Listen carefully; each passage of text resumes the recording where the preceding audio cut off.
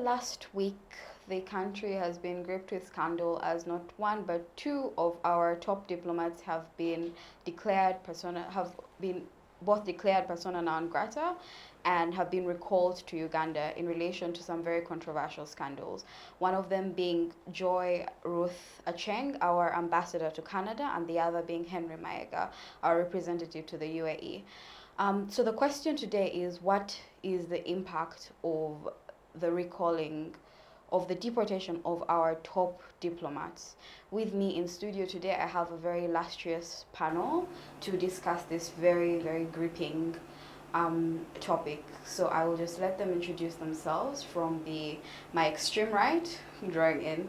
So yes, please, introduce yourself and say hi to the audience. Good afternoon to the audience. I am Jenkins Kabi, a student leader at Makerere, and I'm glad to be here.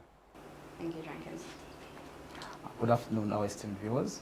I am Pariyo, a student leader in Makerere University, a civil engineer by profession, and interested in diplomacy and geopolitics. Thank you.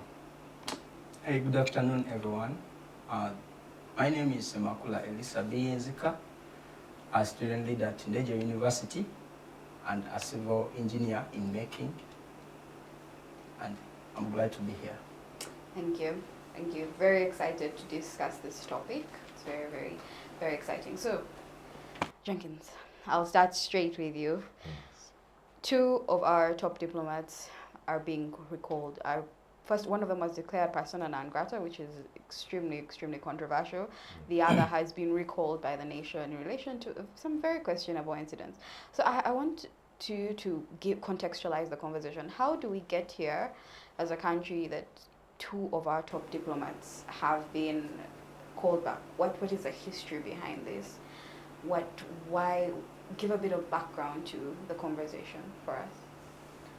Well, to start with, I think this is not something that is out of the blue. I think this is like a cancer, if you're going to speak in medical terms, a cancer that starts from home and goes to the outside. In Uganda, we hear of unconstitutionalism. We have people who advocate for constitutionalism, but that is because it is not followed. And then it spreads outside. You see diplomats acting in a way that they should not. You would have thought that they were scrutinized and selected in ways that they're not going to behave in a particular manner. But when they go out, they behave in a particular manner. Say, for example, the High Commissioner to Canada. It is absurd. It is very absurd to see a person. It's very absurd to see a person having an exchange with people they are most likely representing in another country. So, to give background, I think it's a cancer. I think it's a cancer that's spreading from Uganda to the outside, and for lack of a better word, symptoms are starting to reveal themselves at an international level. Thank you very much. Thank you. It is very interesting. Dan, I'll bring you into the conversation. Do you think it is well deserved to do? Because it's not. It is one thing to, call out an ambassador, tell them their actions are controversial, questionable. It's a whole other dynamic to send them back home, declare them persona non grata. That's very, very questionable, and it's a whole other thing to call out again a representative, and it's another to recall them for some topic. So do you believe that it is well deserved that this is something that has happened to our top diplomats? Thank you so much, Ms. Danita. My name is Pariyo once again. To give context to this whole problem, according to the Article 9 of the Geneva Convention, diplomatic relations, any country that is hosting an ambassador has got the right to declare an ambassador or a diplomatic or consul persona non grata, meaning someone who is unwelcome to the country. This could be due to varying reasons. But now for the context of Uganda, we have two scenarios where we have one ambassador, His Excellency Henry Maega, who was recalled from the UAE, and then we have Her Excellency Ruth Acheng, who was, for lack of a better word, deported from Canada. The two instances are very controversial. However, the timing gives a little bit a challenge. Pertaining the actions of Her Excellency Ruth Acheng, who was deported, who was declared persona non grata because of uncouth behavior, which is unlikely of any person who could be a diplomat. I think we could exonerate our nation because that stems from individual capability. This is somewhat, I think, just being indisciplined. I think that we could take that on hand. However, for UAE, His Excellency Henry Mayega, being recalled back, showed kind of good faith from our government because they found out that instead of waiting for the UAE to act, which could be shameful for the case of Canada, they acted first to recall the ambassador. And this is practiced by so many countries to avoid, I can say, diplomatic embarrassment. It's better for you to recall your own ambassador other than being declared persona non grata. However, in both instances, I think it's unfortunate for our country that these two instances have happened at the same time, and it really paints a bleak picture in the diplomatic circles. So you believe it was well deserved for these two individuals? Especially for the Canada incidents. For UAE, it's yet pending investigations, according to our foreign ministry.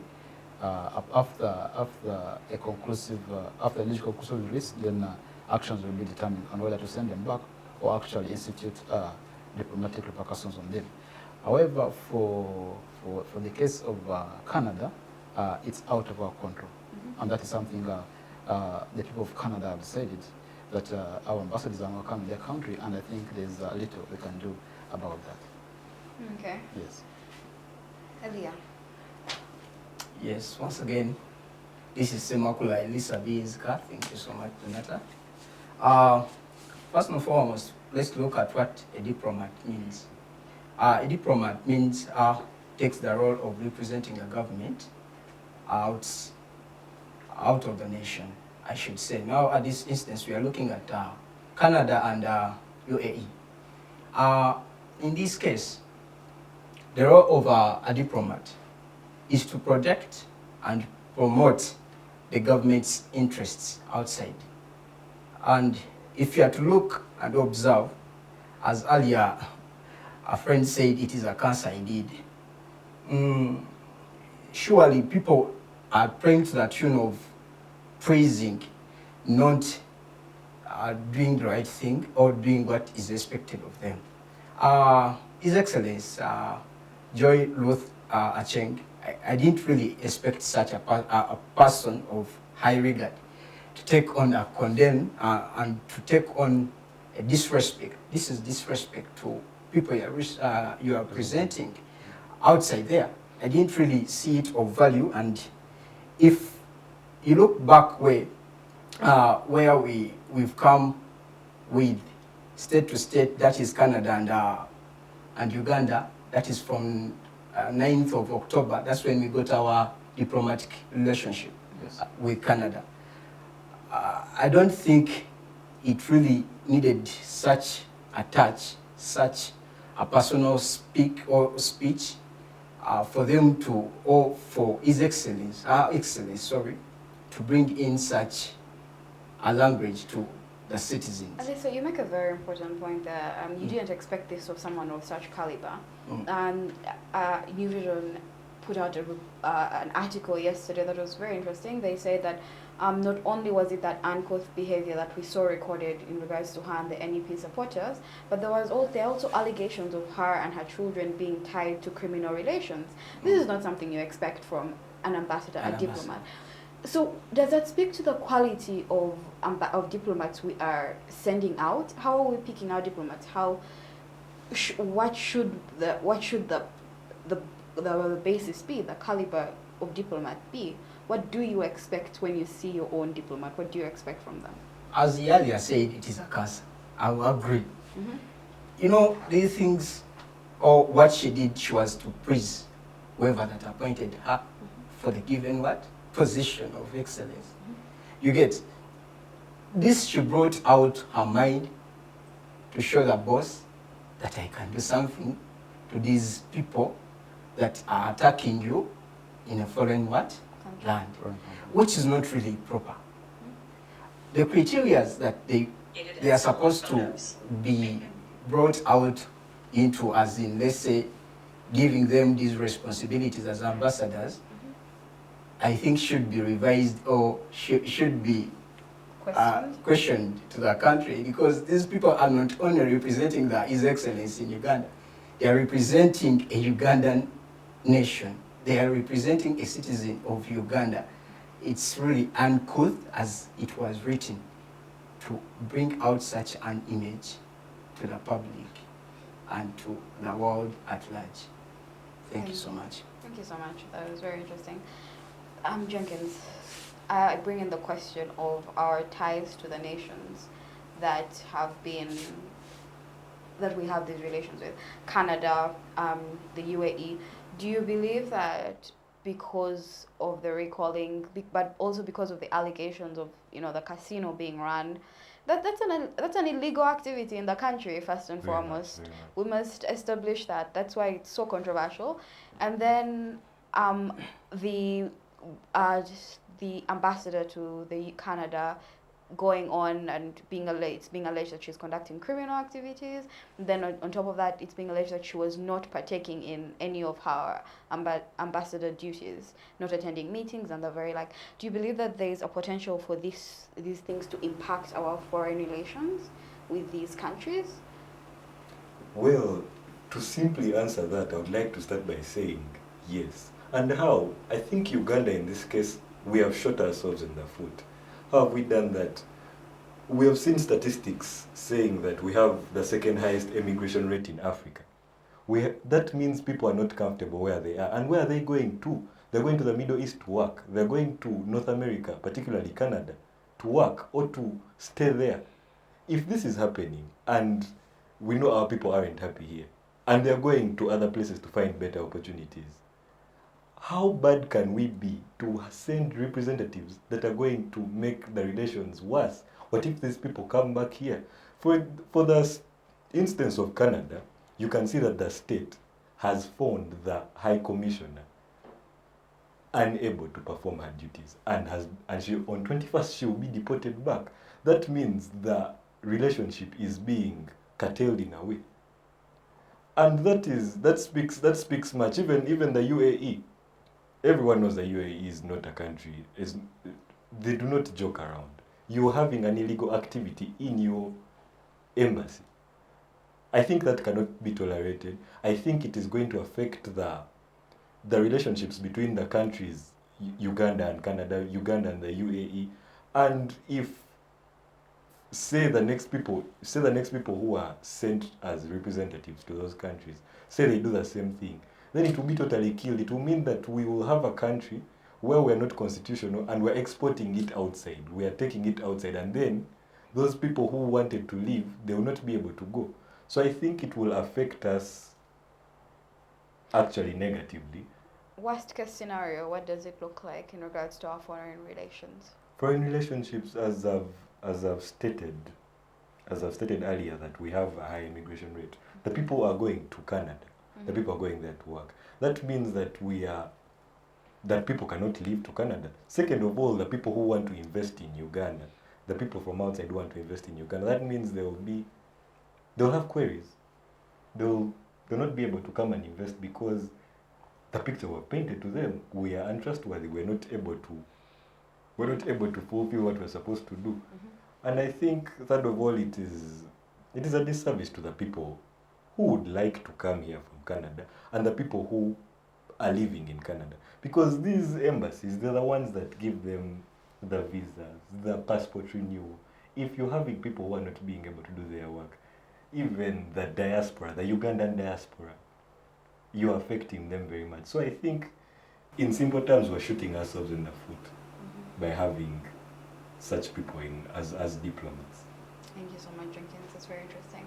Dan, I'll bring you into the conversation one more time. Aside from Canada and the UAE, what does this mean for Uganda on a global level? Because it would be removed for us or unaware for us to believe that all these incidences do not impact our position on a global level. Do you believe that the way Uganda is diplomatically in every nation that it has ties with is going to be affected by the actions of these individuals, by the actions of our representatives in these nations. Thank you, Danita. I would want us to look at one particular angle here. There are two instances in which way these recent events can affect our country. But then I also want us to move away from one angle. Like I stated earlier, these two incidences of our envoy to Canada and then our envoy to UAE do not entirely impact our country as much, because I would say we are not in, okay, normally, usually, international politics, diplomats are deported when diplomatic ties have been broken between countries. Let's say the recent event which happened between South Africa and Israel, when South Africa recalls their Israeli ambassador and, of course, sent away the Israeli ambassador. It was because the two did not agree on the context of Israel's response to the Gaza war. As such, they had to break ties. And one other particular example could also be that one of Brazil and Ecuador, when during the elections, when Ecuador was housing an opposition leader from Brazil, and as such, they had to break their diplomatic ties. However, our issue is a particular case. The diplomatic relations between Canada and Uganda have not been grossly affected, I can say, because this was personal indiscipline of the ambassador, an individual action, which I think some way may not be as much representative of our ambassadors. Because we have good ambassadors who represent our country. The US, they have not been accused of any wrongdoing. We have ambassadors to the UN who have not been accused of it. We have too many countries who have been doing practical work. So when we single out these two, I think it boils down to individual capability in one way. However, this will still affect our people. For the particular case of UAE, it will bring down our integrity index, because, like stated in the papers yesterday, one of the officials in the foreign ministry stated that when our citizens traveling out, they will be screened more at the airports, because if the whole embassy can sneak in unwanted material under diplomatic cover. Remember, the consignment was got into the country under diplomatic cover, which means it can't be inspected, or there are those privileges which countries grant to embassies to have things done like that. So there will be a breach. They will be considering like everything will be screened, and then that will be worse for our citizens. They will look at a particular angle, because if an envoy can do this, why not the citizens?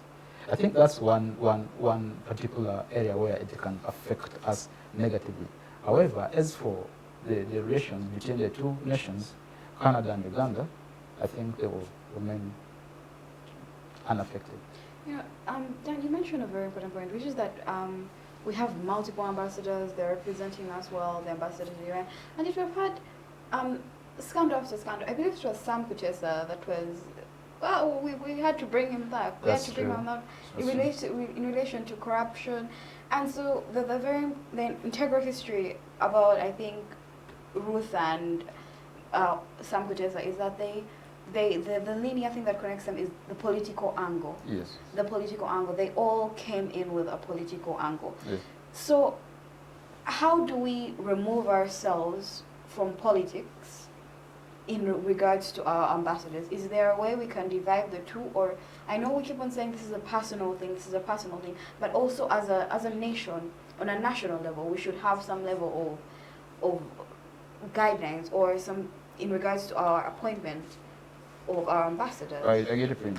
Much as I could say that's individual capability, but still something has happened and something has to be done and something has to change. Mm-hmm. First of all, like many people have stated, many of the criteria of appointing our envoys and ambassadors is kind of, many of them are political appointees, which I can't rebut, which I can't think otherwise. Many of them are political appointees who have served the government in one capacity, especially most of them subscribe to the national resistance movement, which according to, but now when it comes to representing the country, one ought to be non-partisan. At least you don't express it in one way or the other. In the situation of Her Excellency Rufa Cheng, I don't know if she still holds that title, Her Excellency, I don't know, I'm not sure, someone will get me on that. But I think she went to the extreme.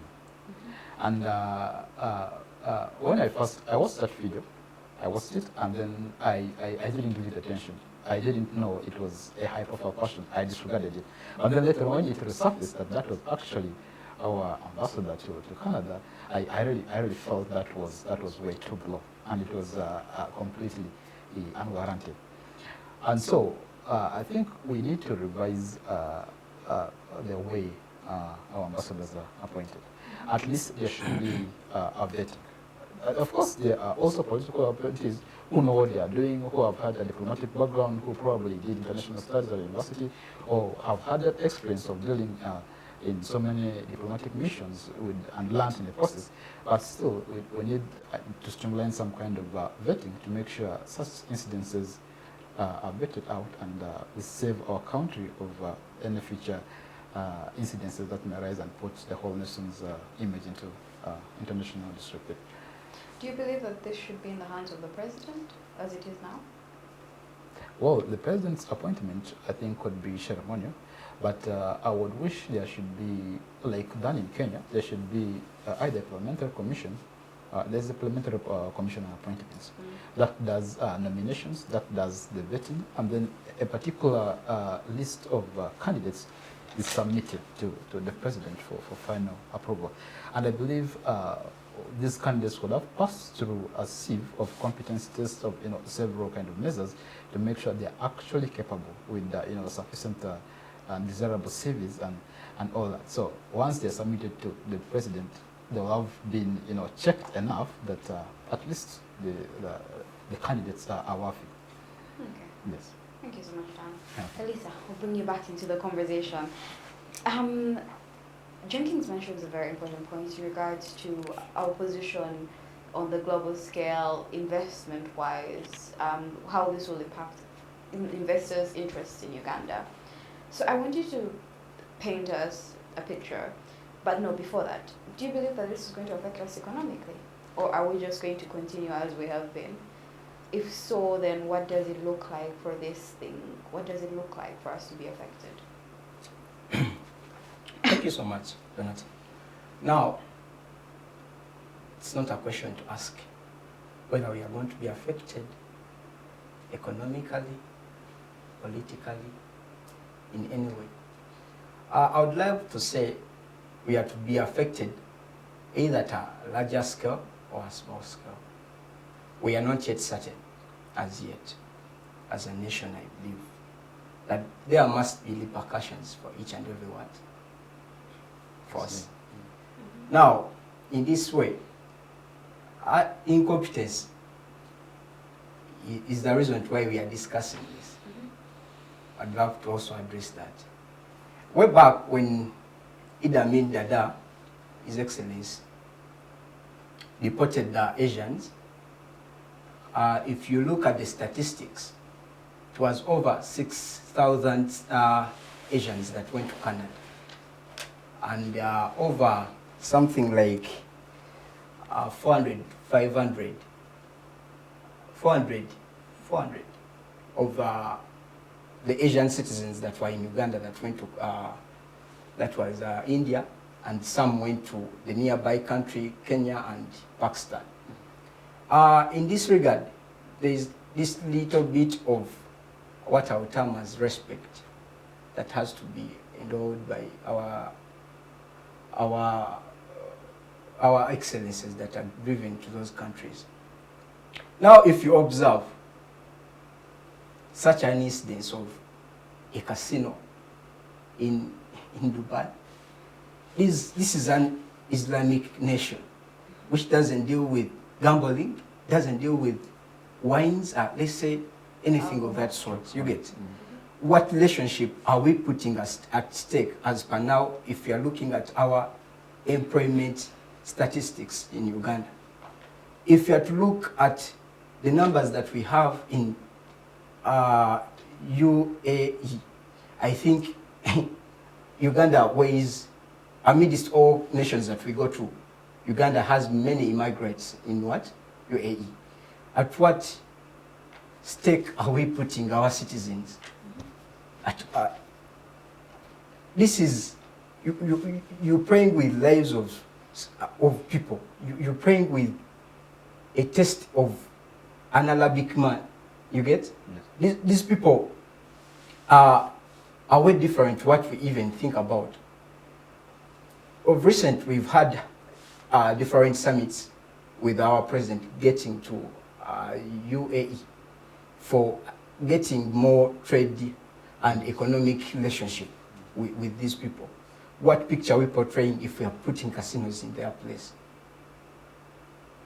When it comes to Canada, what picture did they portray or did she put at public when she carried the whole nation fighting her citizens? These are all questions to answer. If we, in any regards, do these people know their role? These are questions we should ask as Ugandans. Do these people, are they even vetted? Are they worthy being put in these seats? Do you believe they know their role? I believe that... Just as an individual. I believe they should revise them. You know, revision always wakes up minds. They should be knowing it. They should be knowing the roles that they are supposed to play. That they are not what? Being played. They are putting our lives at stake. They are putting our sisters, brothers outside there at stake. Now, when we look at the economy of Uganda as per now, what are the effects of an ambassador bringing all that violation?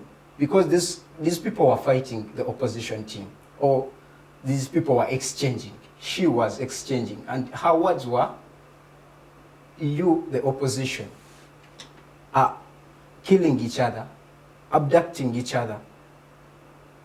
Is she in normal consent that these things are happening, and if so is happening, does she have evidence? Why are many of our friends, why are many of our brothers and sisters heading to those countries seeking asylum? Why? More especially to Canada. Whoever wants to leave the country, they will hope to go to Canada. Why? And you're representing us in Canada. Look at this picture where someone already had submitted their document at the embassy right now. And our Excellency, right now she's getting out of office. Or tomorrow she's being deported to the country. Are the deals that were going to be at least passed within that time of her being off the office? Are they going to go through? Weren't they benefiting the nation? Weren't they benefiting the people within the country? So all that is put at stake because of our reaction. Okay, we have different weaknesses as people. That when you are handling our office, several of us are here that we carry a name somewhere. When you're handling our office, think twice and act wise about everything that we are to do. Because you carry a full office. In this, she was carrying Uganda. Okay. Jenkins, very important point you mentioned here is something about, you know, we saw this video some time ago. Yes. We all saw it. We were all disturbed. But then beyond that, it has been circulating that this lady, our ambassador, she was not attending her meetings. She was not attending to her duties as an ambassador. She was being rowdy on the streets. She was continuously attacking. We would assume that a country would take the initiative before the recipient country does it, to take up action on their own representative. Now we see the UAE incident comes in after the Canadian one, but if the Canadian incident had not happened, would we have recalled our ambassador? That is the question. As a country, why are we not taking the initiative to set our representatives straight? Do we not care? what is this representative of as a nation? You know, Danita, I really think in Uganda here, there's a lot of micromanagement that goes on. And the micromanagement is not to the benefit of the nation, it's rather to the peril. You will see that, as we have been earlier discussing, that these people are political appointees. They are not there to be diplomats as they should be, but they are appointed for as an award for a political service they play to the ruling government. And when such a person is appointed, they're going to go and do things that are going to shame the nation. So it's lack of constitutionalism, first of all. We can say that we didn't, we can say that we did not, we can say that we do not have the right measures to appoint the people, but they are there. You could have the president appointing a person and then vetted by commissions, vetted by the Ministry of Foreign Affairs, so that by the time they go, they are doing what's rightfully supposed to be done, also approved by the host nation. But if we have political appointees going to a parliament that is curtailed, going to a ministry that is curtailed and being micromanaged by the head, you will have people going to represent you and doing all sorts of things. I think this is a beginning. I think this is a beginning, and the cancer is spreading. The cancer is spreading outside. If I'm being appointed, if I, Jenkins, am being taken outside because of political merit, because of serving someone politically, I will continue to do what they are doing. And if my boss is happy, he's not going to recall me. But Jenkins, you mentioned micromanagement, but micromanagement, that doesn't come into play when it actually matters, because if we actually micromanaged in a manner that was actually beneficial to the people, then this woman would have received calls telling her, you should attend meetings. Why are you not attending meetings? Why are you, we have gotten word that you've not been conducting any of your duties. Then these people on the UAE, it would have not taken weeks, because this is not a story that has just arisen. This came out in July, early July, but it has taken us a whole month. There seems to be a certain laxity in response, and yet these are our foreign relations. Why are we so lax in our response? As Adalia stated, these people who are appointed, they're not appointed on the merit of diplomacy. They're appointed these are political awards, as I've stated earlier. So this means that these people are going outside, not because they've been selected as the most able people, but they're being awarded. That just means that their micromanagement is in order to see that I have my people outside. I have my people in big offices, not that I have someone representing me to a nation like Canada, to the UAE. That's not what's happening here. What's happening here is an award. I'm awarding someone who has served me diligently. So which means a micromanagement, I'm trying to see that this person is serving my interests, not the country's interests, in that sense. So that's why I think that should change. And I think that if we were constitutional enough, these things would not be happening.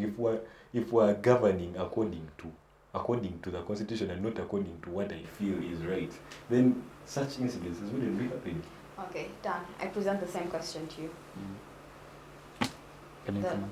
The laxity, why? But beyond the laxity, why? Yeah, okay, yes, there is laxity, but why don't we respond? Why don't we micromanage in a way that matters? Late last year, there was an incident that happened in Kenya, where the Hungarian ambassador made ridiculous comments about Africans. Yes. I was surprised by the swiftness of the Hungarian foreign ministry back home. The ambassador was recalled that night. Had to leave Kenya. Was recalled. They were swift to act. When this issue reached the media, that this gentleman made his comments, he was recalled and sent back home.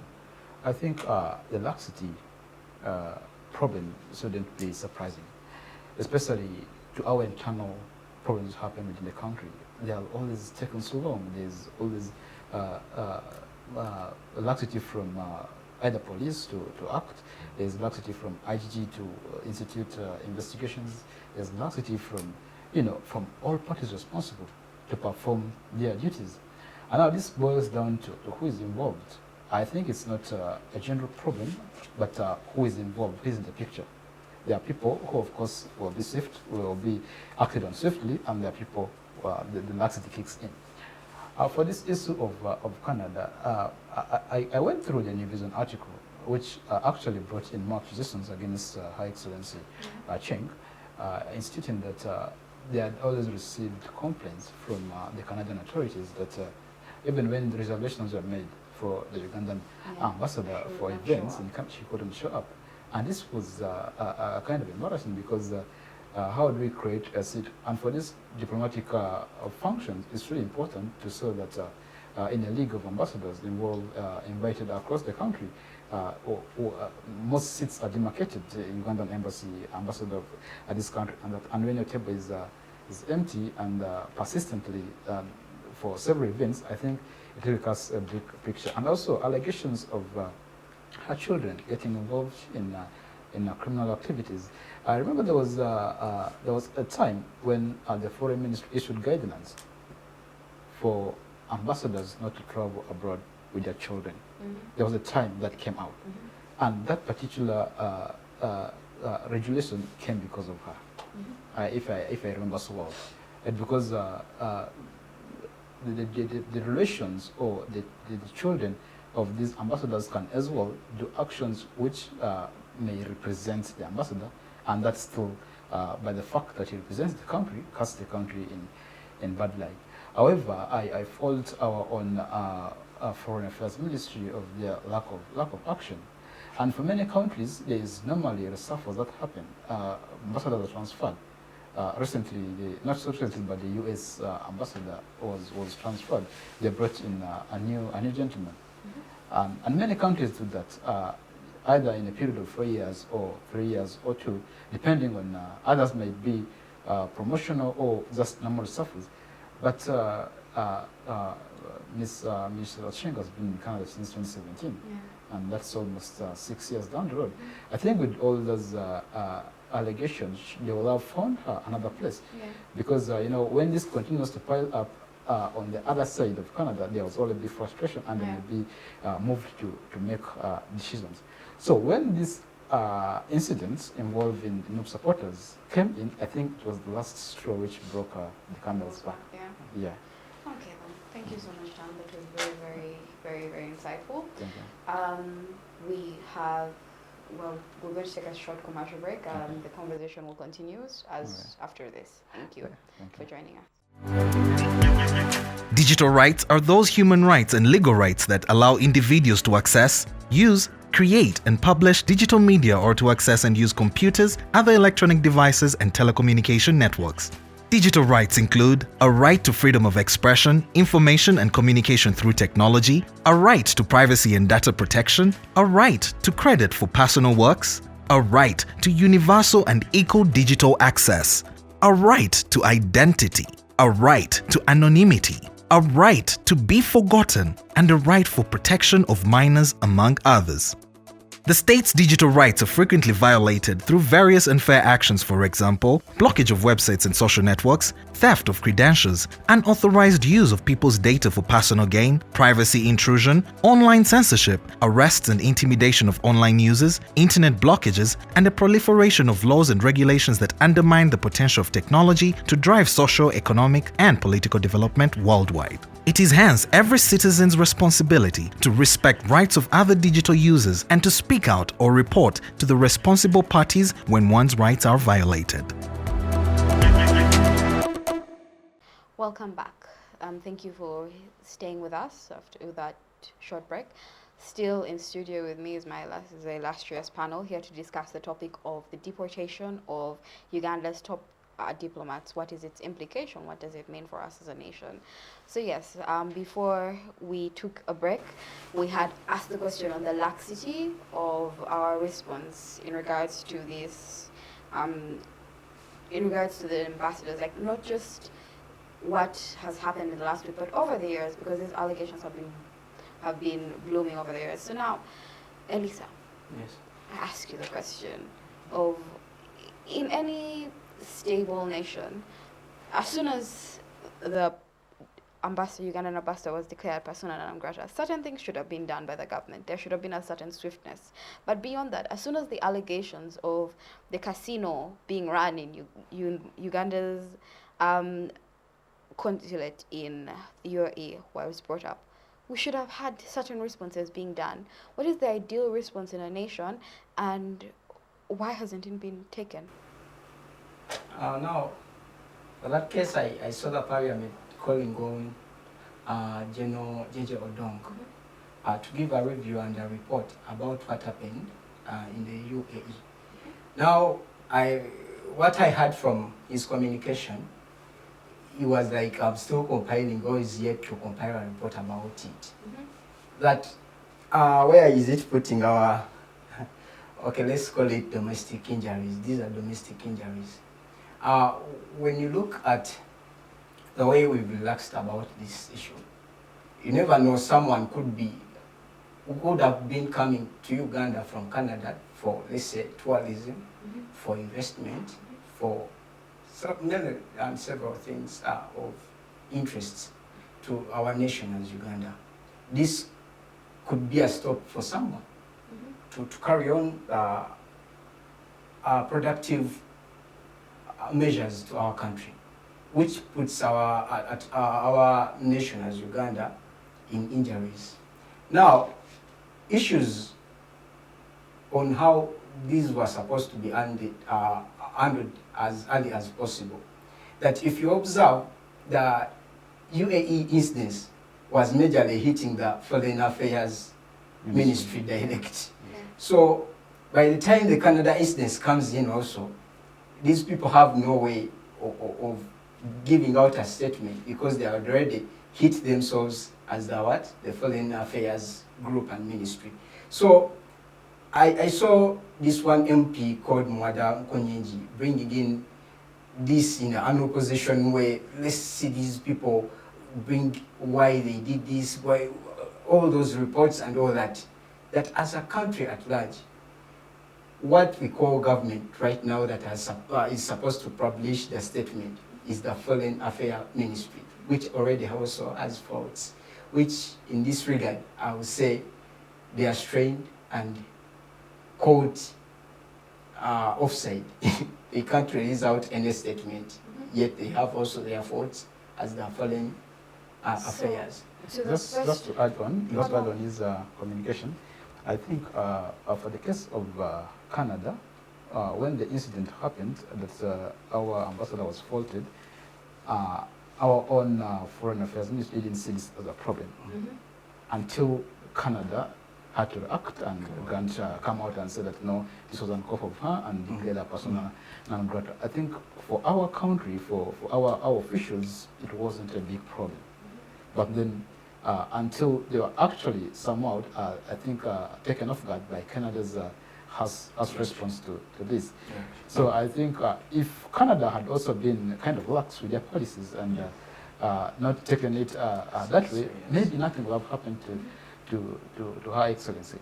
In simple terms, the appointing authority do not see it as a problem. They don't see a problem for her country, for our ambassadors to act that way, especially when it comes to the political line.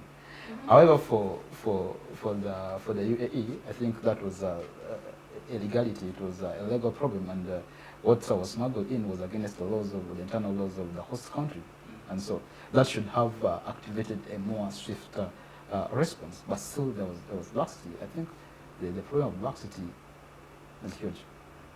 Yeah. It's very, very huge.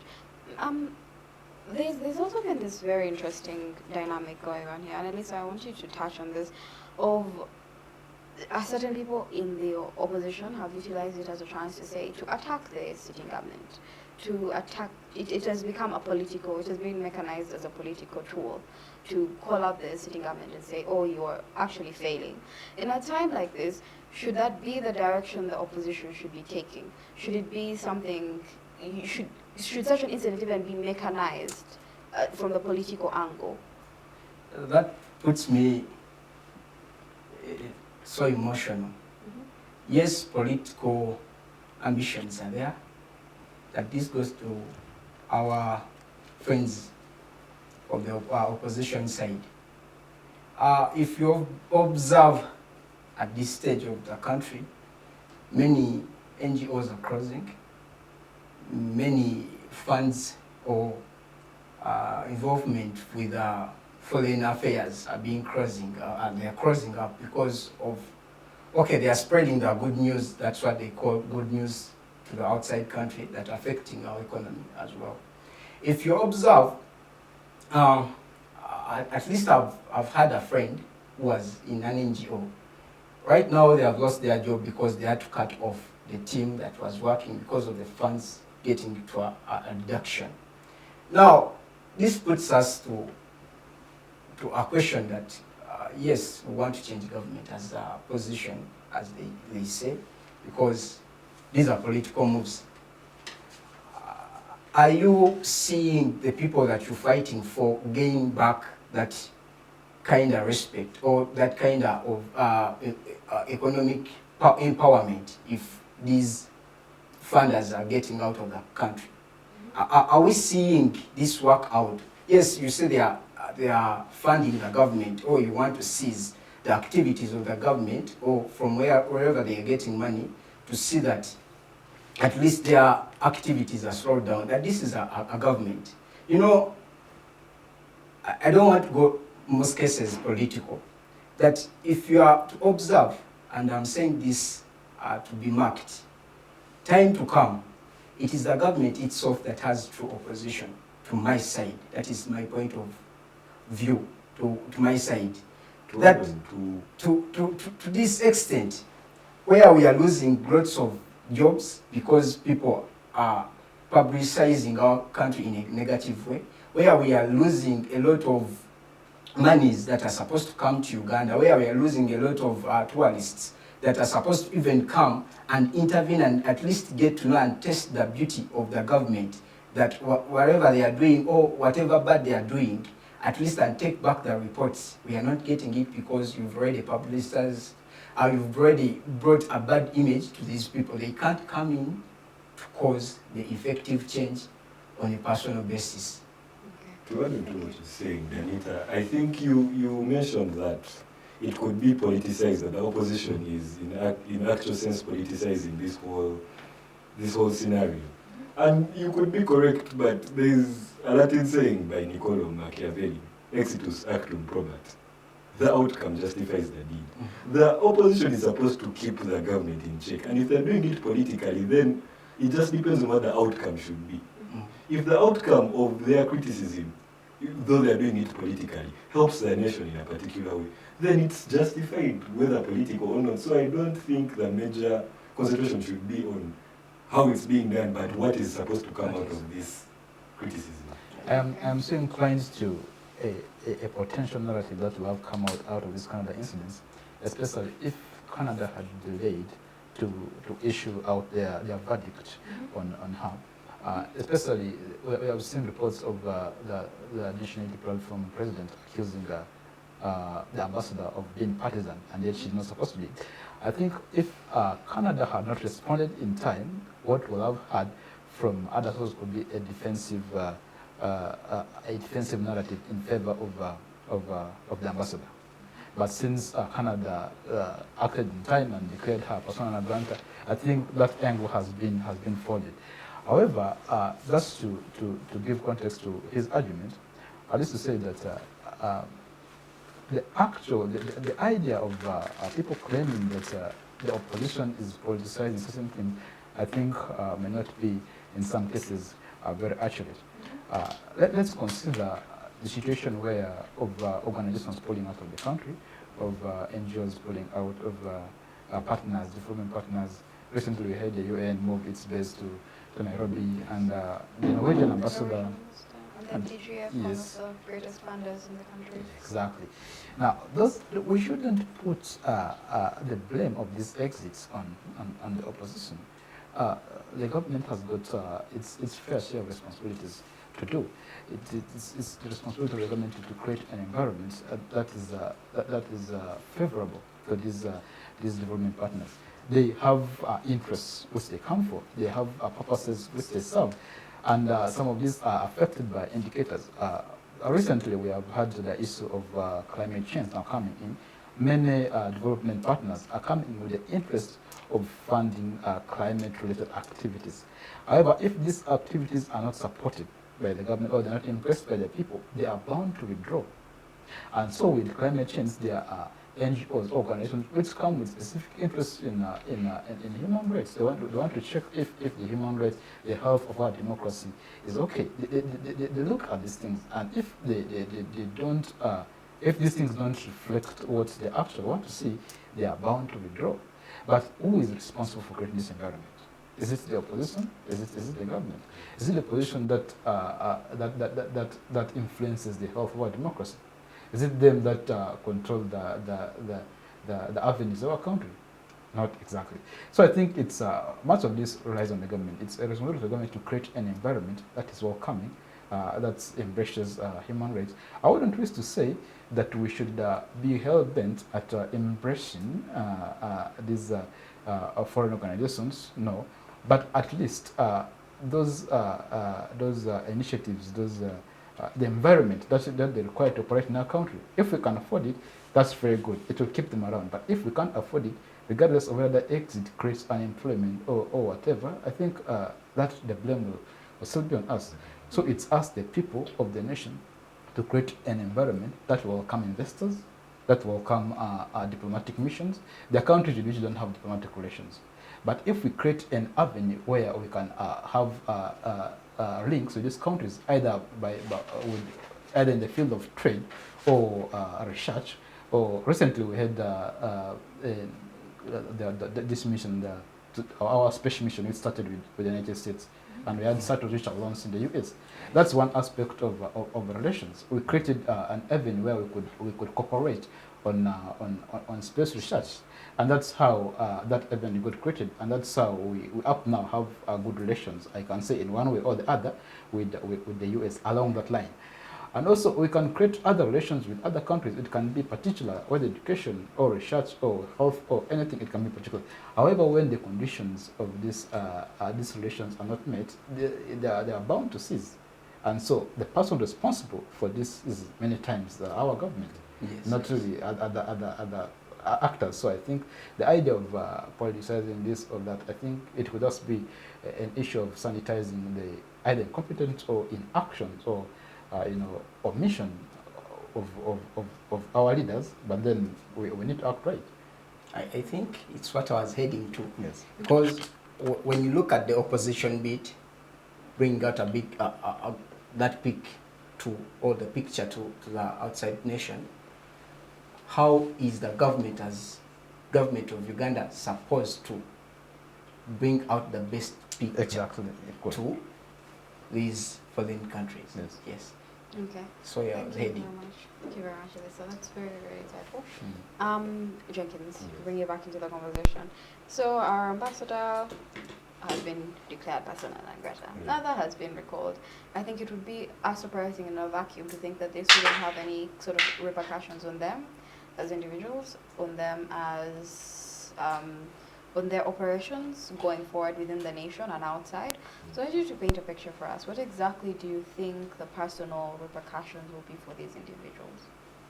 Well, starting with the most obvious one is that they cannot go back as High Commissioner and Ambassador to the countries that they have been deported from and or are investigated on. No, but I think cannot the UAE representative, since he was just recalled pending investigations, there's a possibility of him returning, isn't there? If in fact if he's found not guilty, he'll be able to return.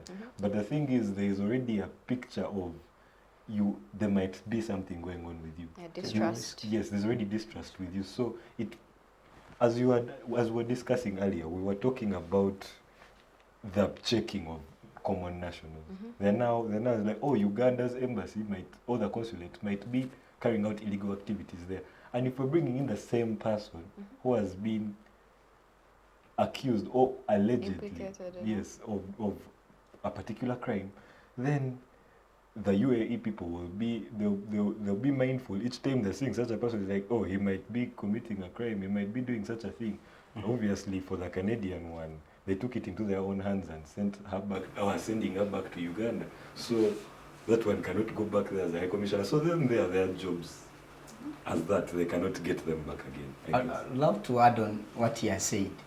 You know, in civil engineering or in engineering in general, when you have a project, you usually have to it is a must have a site engineer. In this case, I'm going to put Madam Her Excellency Ruth Acheng as a site engineer.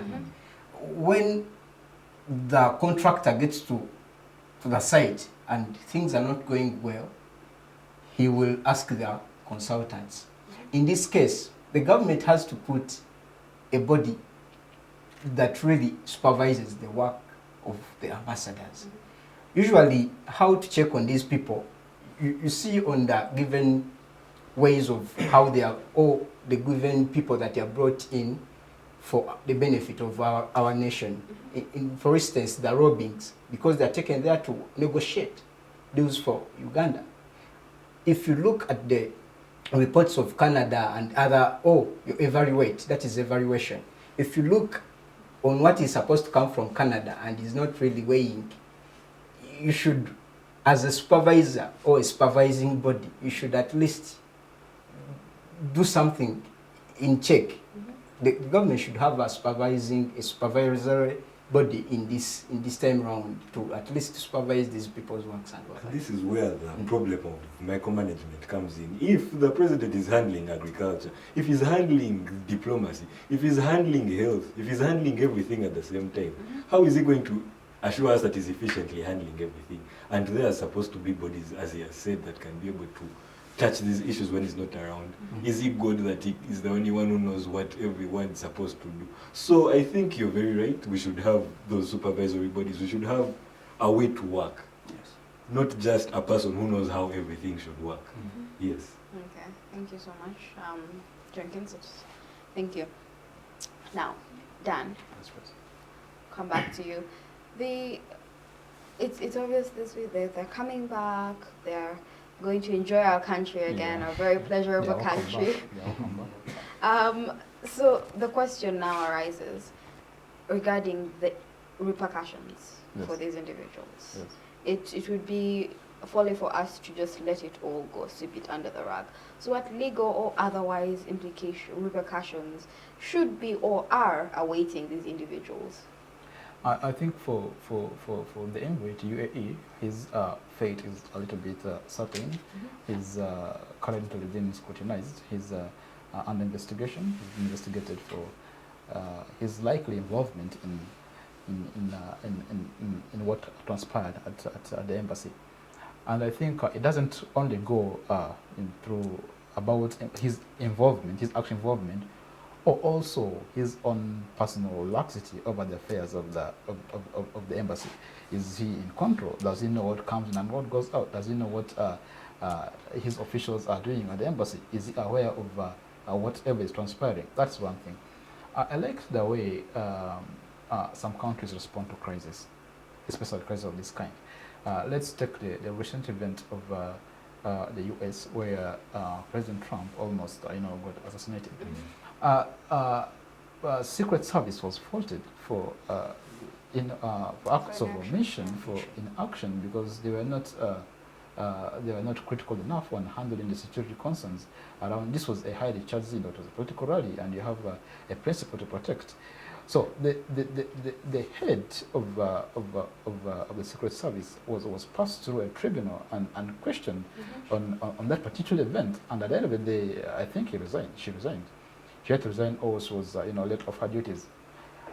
Whether the actions described, the legalities in that matter were done by junior officers, undercover or not, the ambassador, who is the head, has a responsibility to ensure that the image of the embassy is kept well. So in one way or the other, he's faulted. We can't say that this happened in your embassy, this happened under your roof. You're the family head, your children get involved in any kind of thing, and you are not aware. See, it screams a lack of attention to your duties. It screams a lot of things. So in one way or the other, he is culpable. So that directly affects him. And I think for that regard, depending on what the investigations come up with, we're waiting for it. The Commission of Inquiry will automatically publish a report on the investigations and their findings. And of course, I recommend focusing on that. But one thing we should expect is that it will be hard. If at all we have a streamlined system, it will be hard for them to justify his return. You mentioned a very important point. If Yes. exactly we have a streamlined system, Yes. and then you mentioned the report that following the investigation. Now the question arises: do you believe the investigation will be as critical, as valid as it ought to be, or do you anticipate that we might have some incidents in relation to that as well, given our history as a nation? One thing I'm optimistic about is that we have a different stance when it comes to internal matters and then external matters. Internal matters, there's a way, especially because they don't attract so much foreign attention, and they may not even be international media, because our legal proceedings at the High Court may not be publicized on BBC, may not be publicized on CNN, may not be publicized on Al Jazeera, but this is an international matter of which our country want to come clean. And so whether we come off as double standard in contrast with what we do domestically and what we do internationally may not really matter to the people in charge, but I think they will be hell-bent on making sure we have a very good and reputable international posture. Because what I'm certain is, if this goes unchecked, if this goes unpunished, and then there will be, we may have fracases with other envoys elsewhere. And again, this thing has attracted attention. Because how on earth does one country's ambassadors get deported at the same time? Let's give this context. Let me take us to another. UAE and Canada are two different countries. It's not like they share similar policies or their culture is the same. No, they are different countries. Canada is a democracy, we can say, and UAE is something else, don't as much embrace democracy, and their principle kind of vary. They have an inclination towards the Sharia and the internal stuff, and then Canada is a different thing. If we had a kind of dismissal from Canada and maybe the UK, you could say these are similar countries, they have similar policies, and or we could say maybe it is a kind of a syndicate, kind of action towards us. It was the same case. Our response was, the nation's response was, when a few individuals got sanctioned by both the UK and the US. That kind of response. But this puts us in a very, in a difficult position. This is UAE and this is Canada. They are two different countries. They may have, of course, diplomatic relations, but they don't really share a lot in common. So we have two similar scenarios coming from both of them at the same time. So I think that's where our international focus will be, to cleanse our image. And whether this investigation gets him innocent or not, I think our Foreign Affairs Ministry will want to put an international image that is widely acceptable internationally. So my final question to you is, Yes. do you think this is going to alter the way we go about our foreign relations? It will. Because the reason I ask this is because this is not the first time we've had a scandal related. True. In fact, before we welcomed our individuals related to diplomatic corruption, in the UN, we have welcomed them, we have given them positions in the government again, so it doesn't really paint a picture. I think it laid the stage for us to have incidences like this continue. So we do not have a stellar background in regards to our reactions henceforth, Yes. the changes we make. So do you believe that there going to be any long-term, tangible changes in regards to the way we carry out our diplomatic relations, the way we appoint our ambassadors, the way we monitor them, the whole dynamic? There's one thing I'm very optimistic about. I think we have had incidences, we have had scandals on and on, but I think there have been a few instances in which the host nations went to that extra mile of actually declaring our ambassadors persona non grata and send them home. I think there have been a few incidents of deportations that has happened over time. So this is where now the contrast comes. But then there are scandals which get investigated, and there are, of course, repercussions coming on. But here is a situation where an ambassador is getting deported. I think this is a very, very huge red flag, because it really puts our international image, no matter justification, no matter the particular incident on which this deportation happens, but deportations rarely happen. They actually happen when, like I mentioned earlier, when diplomatic ties are broken. People will call the ambassadors or just send them back home. So in a actually, if we were to do a survey, someone else might think maybe Canada and Uganda are having a diplomatic role or kind of a diplomatic spot. That's what they might think, because where on earth on what circumstances do ambassadors normally get deported? That's what someone who is less informed might think. So it's a huge concern. It's a huge concern. Of course, it's not a diplomatic spot, it's not a diplomatic focus, but then the deportation alone itself is not a good thing. It's not something we can be proud of. Okay. Yeah. I'd love to add on to what you said.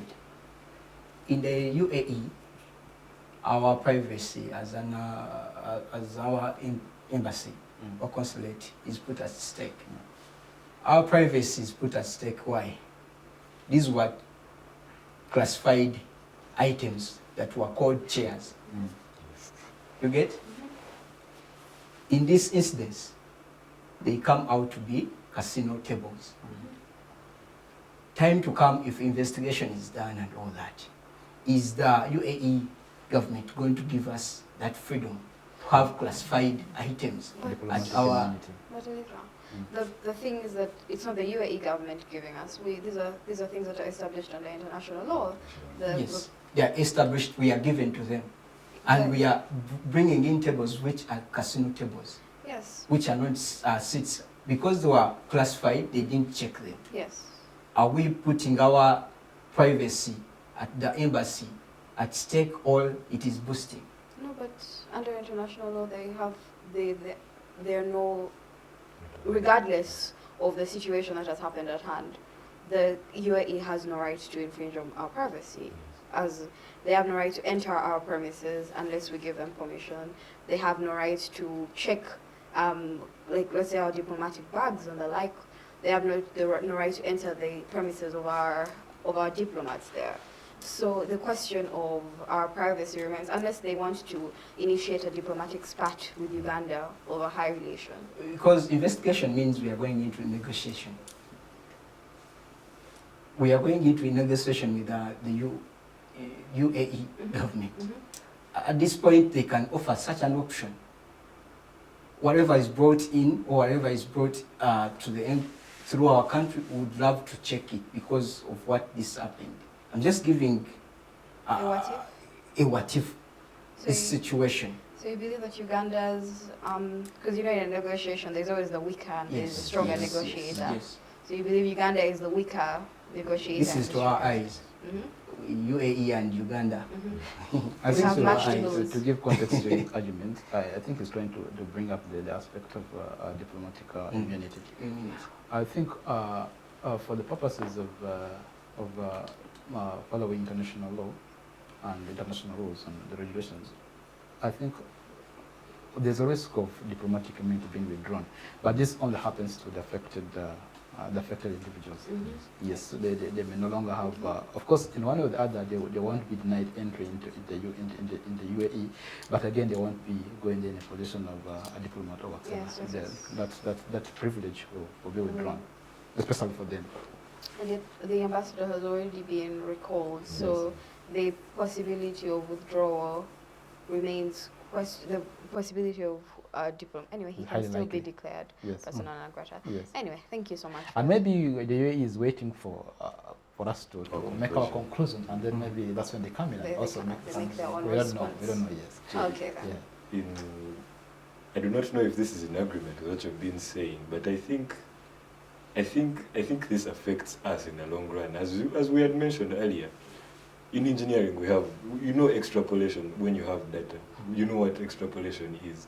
So if we have a UN incident occurring, we have a UAE incident occurring, we have a Canadian incident, which means that when we predict in the future, these things are going to continue happening.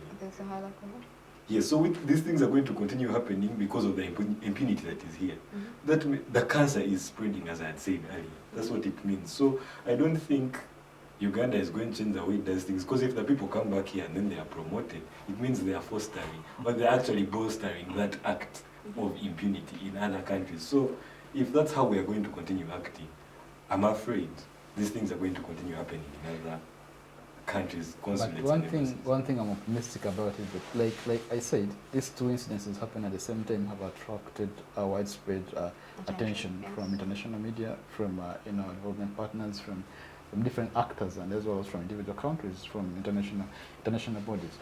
And so, with this regard, the government might be inclined to put in some regulations, to make changes, left and right, to ensure that maybe in the next decade also such things are scrutinized and are actually curtailed. I put this in the context that the other previous incidences had not been as widespread as this. Of course, they attracted a lot of attention, or they put, but this is a very unique position. Like it was, I think it might be the first time in the country, the first time in a long time. One situation where such things normally happen is when a country maybe goes to war with another or invades. That's when there can be mass expulsions or deportations of the ambassadors, and your country is the aggressor, and so we can't really maintain that. Please go back. Something of that sort. When a war breaks out, and especially when the UN is against, has made efforts to make sure this doesn't spread out. But here's a situation where there's actually no such incidents. There's relative calm, but again, two ambassadors have been sent home at the same time, two different incidences. It will as well attract, I really hope this doesn't happen, but then there's a high likelihood that in the near future, those countries who had been lax on our ambassadors because of either the incompetence or inaction, or kind of may start to be strict, and may start to institute procedures against them because someone Canada started, because something of that sort. Because who knows, many of them have issues which are also at hand. Who knows that? So there's a possibility that might happen. As such, the government, I'm optimistic, will have to make changes, make adjustments, and probably don't repeat what has been going on in this. They may maybe suspended and let off their duties, and something of that sort. Thank you very much. And that was very insightful. We have come to the close of our conversation today. So I invite you all to start to make your closing remarks, starting from Elisa, then moving back into Jenkins. When such incidences are happening, it shows how the system is dilapidated. It is so hurtful as the junior generation are considering our future. I would love to urge out to all the concerned personnel to protect and preserve our nation at large. I would love to commend this program. It is a program of youths that come in to spray or to speak out their mind. And such issues, or as it is called, civic, in our country it was pushed away or put apart away from us, I should say. That I would love to appreciate this platform for the good work done, for the good impact that I'm getting from the public. My name is Ssemakula Elisa Biyinzika, and all the best to you for God and my country. Thank you. Please go ahead. Thank you so much for hosting us for this program. I think on the matter at hand, I wish to urge those in charge to ensure, let us follow the procedures our constitution has streamlined to handle such matters. And most importantly, let us put the image of our country, the interests of our country at the forefront when dealing with these matters. It's very unfortunate that this incident has happened and they have been happening, but we as a country, we can't walk down to the embarrassment of having to face them. Let us forge a new future. Let us change the course and try to make sure that these incidences don't recur, so that we move forward from them with our heads high, with positivity, that these are things which can be changed. We should be positive that we have competent people. We have good diplomats at our disposal whom we can send to these missions and actually represent our country very well. I think that's one thing we should emulate, competency. We have so many ambassadors out there who are doing well, who are representing the country, who are bringing in investments, who are attracting foreign direct investments and the likes. So I think we should utilize such people and make sure they carry our country forward.